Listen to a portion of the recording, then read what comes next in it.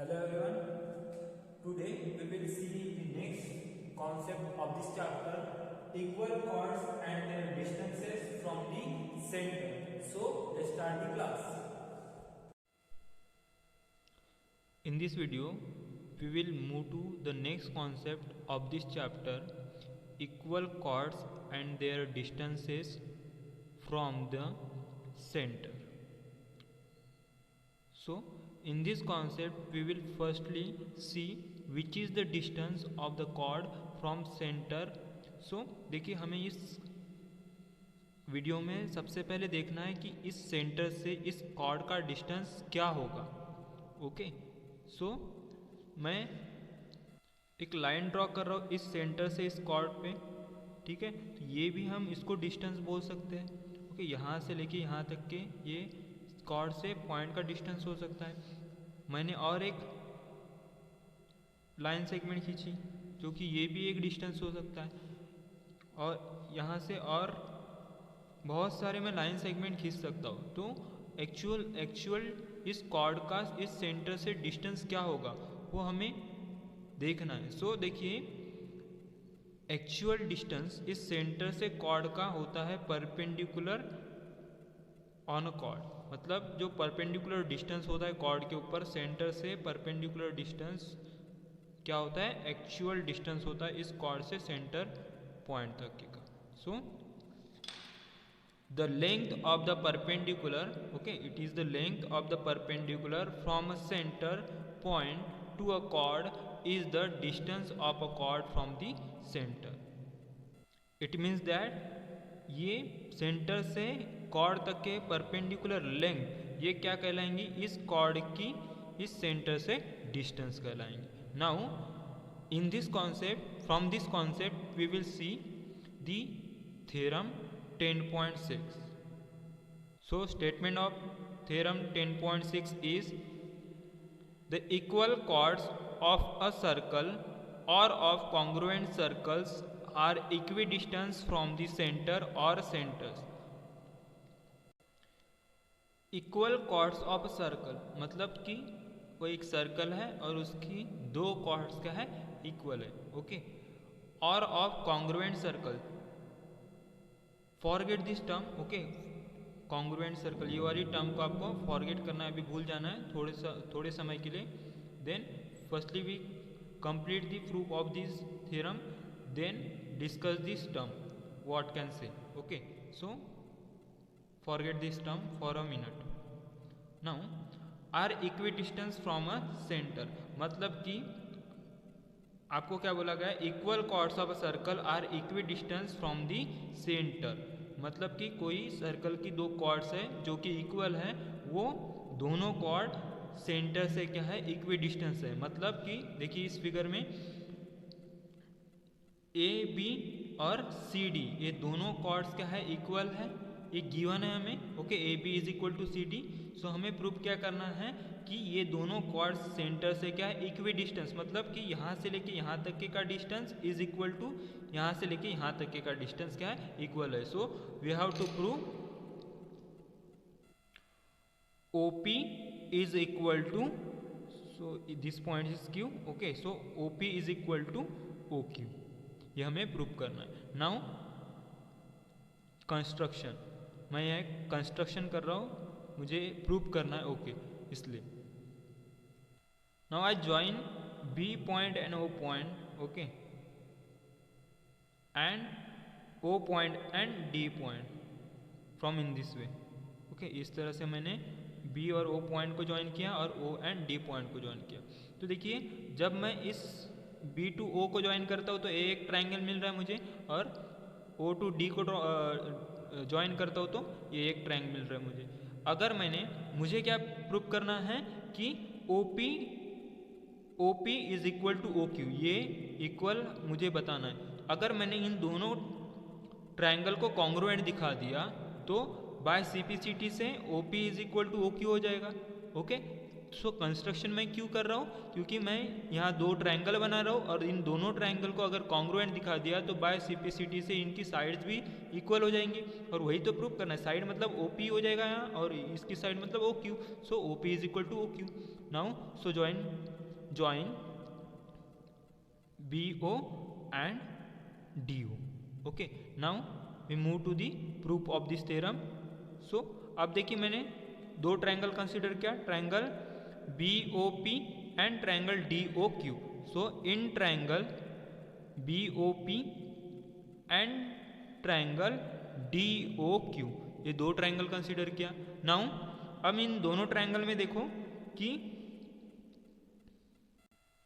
Angle P is equal to angle Q हो जाएगा each 90 degree. Okay, and BO is equal to DO, क्योंकि देखिए यहाँ से लेके यहाँ तक के का डिस्टेंस क्या होगा, रेडियस होगा. ओके, और ये भी रेडियस है सेम सर्कल की. So BO is equal to DO हो जाएगा, radius of same circle. Now अब हमें क्या प्रूव करना है कि OP is equal to OQ. तो इसको तो हम इक्वल नहीं बता सकते, तो हमें क्या बताना पड़ेगा. देखिए ये वाली क्वांटिटी एक इक्वल दिखा दी, ये वाली क्वांटिटी इससे इक्वल दिखा दी. अब हमें ये वाली जो साइड है ये इससे इक्वल दिखाना पड़ेगा. नाउ अब कैसे दिखाएंगे. So we have to given AB is equal to CD. Okay, हमें पता है AB is equal to CD given है, और हमने एक थ्योरम पढ़े, प्रीवियस थ्योरम नंबर 10.1. उसमें क्या देखे थे हमने कि कोई एक सर्कल है. ओके, एक सर्कल है और एक सेंटर है इसका, ठीक है, और एक कॉर्ड है. ओके, जब हम इस सेंटर से एक परपेंडिकुलर ड्रॉ करेंगे इस कॉर्ड के ऊपर, तो ये जो परपेंडिकुलर इस कॉर्ड को क्या करेगा, बाइसेक्ट करेगा. ये हमने देखे थे. अब देखिए OP क्या है, यहाँ परपेंडिकुलर है इस कॉर्ड के ऊपर, AB कॉर्ड के ऊपर. सो क्या हो जाएगा, BP is equal to AP हो जाएगा. ओके, उसी तरह OQ is the perpendicular. So from the centre है ना, सेंटर से ये कॉर्ड के ऊपर परपेंडिकुलर है. तो हमने पढ़ा कि अगर कोई लाइन सेगमेंट सेंटर से पास होकर इस कॉर्ड के ऊपर परपेंडिकुलर है, तो वो लाइन सेगमेंट इस कॉर्ड को क्या करती है, बाइसेक्ट करती है. उसी तरह से क्या होगा, OQ क्या है, परपेंडिकुलर इस कॉर्ड के ऊपर, तो क्या हो जाएगा, DQ is equal to CQ. Okay, so और हमें गिवन क्या है, AB is equal to CD given है. Okay, AB is equal to CD ये गिवन है. नाउ अब AB को मैं कैसे लिख सकता हूँ, AB इज इक्वल टू किससे बन रहा है, देखिए BP plus PA. Okay, AB is equal to क्या हो जाएगा, BP plus AP.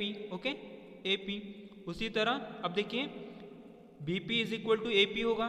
Okay, BP is equal to, since BP is equal to AP, reason by using theorem 10.1. Okay, by using theorem 10.1 theorem से हम बोल सकते हैं कि BP is equal to AP.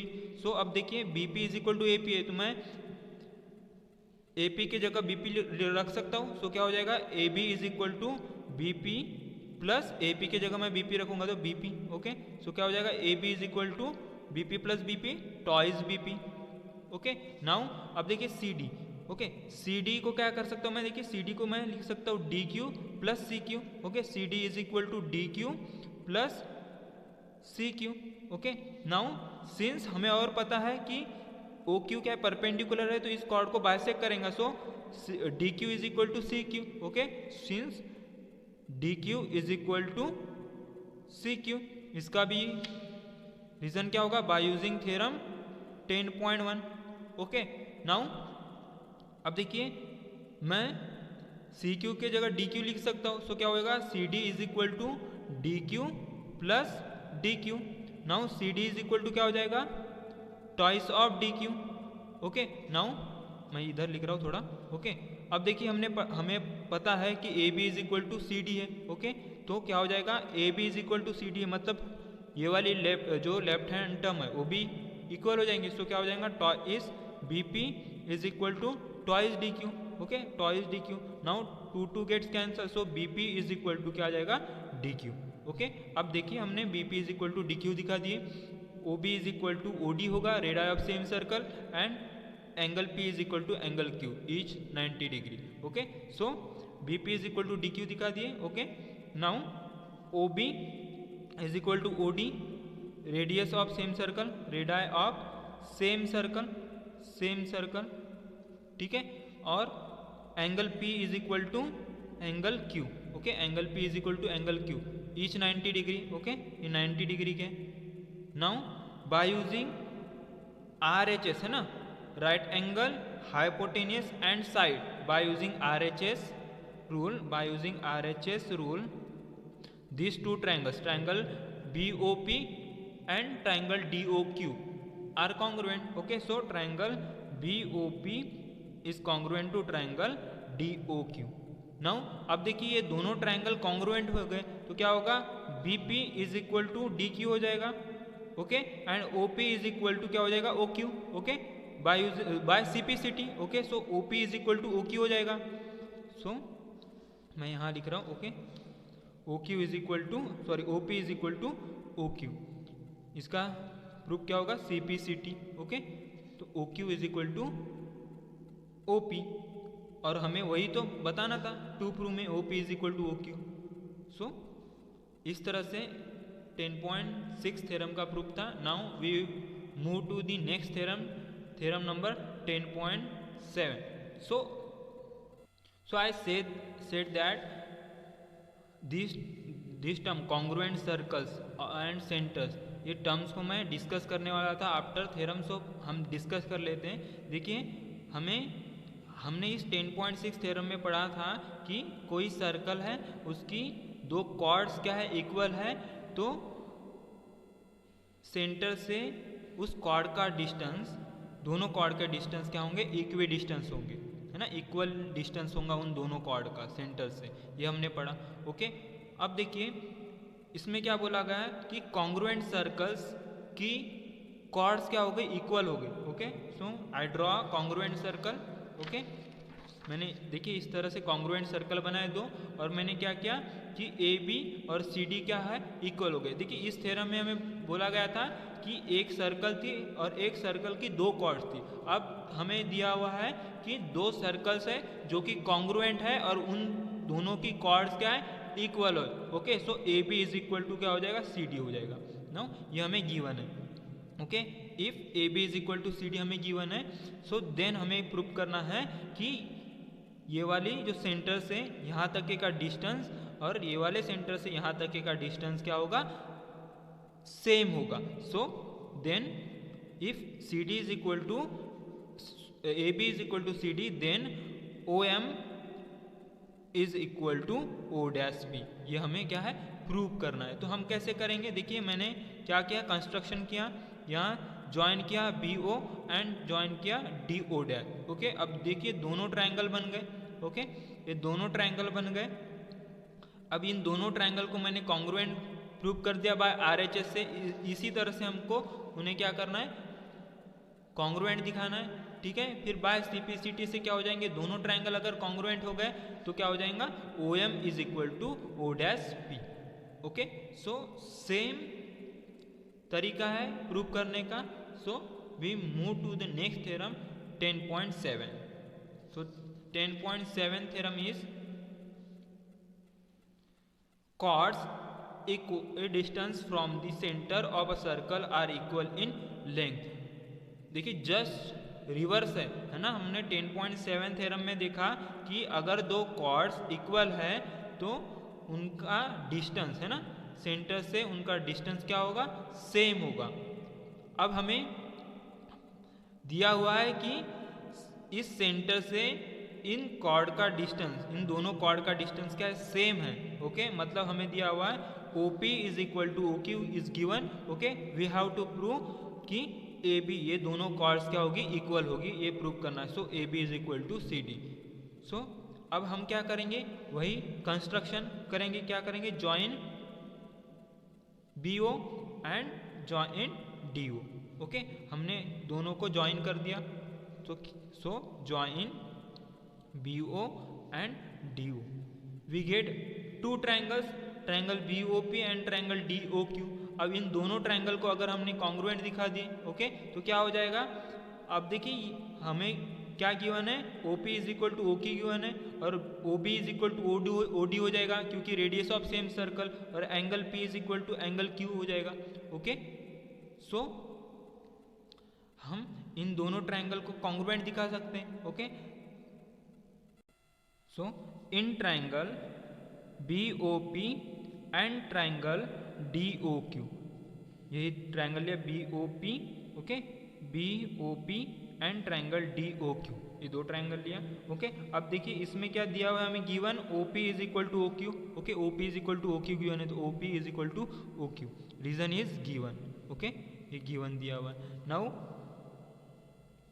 और क्या गिवन है हमें, angle P is equal to angle Q। Okay, so angle P is equal to angle Q is 90 degree, is 90 degree, and BO is equal to OD। okay, BO is equal to OD, reason is radii of same circle, radii of same circle। so by using RHS rule, okay, RHS rule, so क्या हो जाएगा, by using RHS rule both these triangles are congruent, तो triangle BOP is congruent to triangle DOQ। अब दोनों triangle congruent हो गए तो क्या होगा, इनकी करस्पॉन्डिंग साइड्स क्या हो जाएंगी, इक्वल हो जाएंगी। So BP is equal to DQ। Okay, so BP is equal to DQ, reason is CP/CT, corresponding part of congruent triangle. अब देखिए ये इसके इक्वल आ गया। ओके, अब हम क्या करेंगे, इस एक्सप्रेशन को दोनों तरफ से 2 से मल्टीप्लाई करेंगे। सो हम जब 2 से मल्टीप्लाई करेंगे तो क्या मिलेगा, twice BP is equal to twice DQ। और हमने थ्योरम पढ़ा है 10.1 कि अगर कोई परपेंडिकुलर इस कॉर्ड के ऊपर हम ड्रॉ करते हैं तो वो परपेंडिकुलर इस कॉर्ड को बाइसेक्ट करता है, तो क्या हो जाएगा, BP is equal to AP हो जाएगा। ओके, अब देखिए ट्वाइस BP का मतलब क्या होगा, होल AB। ओके, सो मैं यहाँ लिख सकता हूँ AB। उसी तरह ट्वाइस DQ का मतलब क्या हो जाएगा, होल CD, सो CD, वही तो हमें प्रूव करना था।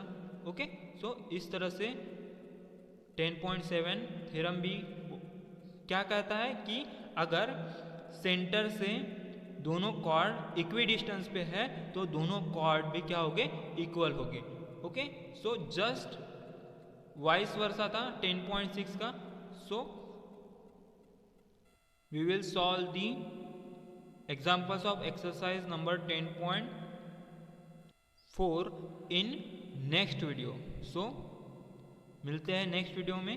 so thank you and stay safe।